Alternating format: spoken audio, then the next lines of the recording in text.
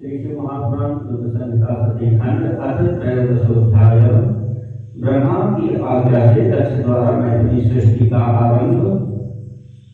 अपने पुत्र हरेशों तथा सबलाशों को निवृत्ति मार्ग में भेजने के कारण दक्ष का नारद को शाप देना। नारदवाच ब्रह्मण विधे महाप्रागिर्वदनो वदतांवर दक्षे ग्रहं गते पितृमभूत तदनंतरम। नारद जी बोले, हे ब्रह्मण, हे विधे, हे महाप्राग, हे वक्ताओं के श्रेष्ठ, दक्ष प्रजापति के घर चले जाने के बाद फिर क्या हुआ, यह सब वृत्तांत विधि पूर्वक सुन कहिए।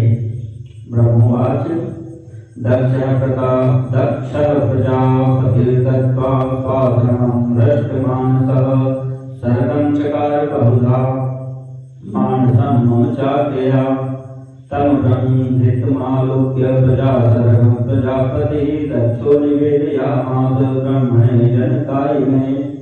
ब्रह्मा जी बोले, हे नारद, दक्ष प्रजापति ने अपने आश्रम में जाकर प्रसन्न चित्त हो मेरी आज्ञा से बहुत सी मानसी सृष्टि की, किंतु उस प्रजा सृष्टि को बढ़ता हुआ न देखकर दक्ष अपने पिता ब्रह्मा से कहने लगे। दक्षवाच ब्रह्मन् तात प्रजानाथ वर्धन्ते न प्रजा प्रभो मया विरचिताः सर्वास्तावत्यो हि स्थिताः खलु। दक्ष बोले, हे तात, हे ब्रह्मन्, हे प्रजानाथ, मेरे द्वारा बनाई गई प्रजाएं बढ़ नहीं रही हैं।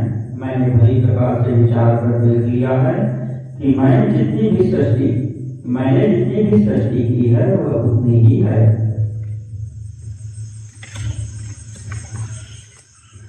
किं करोमि प्रजानाथ वर्धेयुः कथमात्मनां तदुपायं समाचक्ष प्रजाः कुर्यां न संशयः। हे प्रजानाथ, मैं क्या करूं?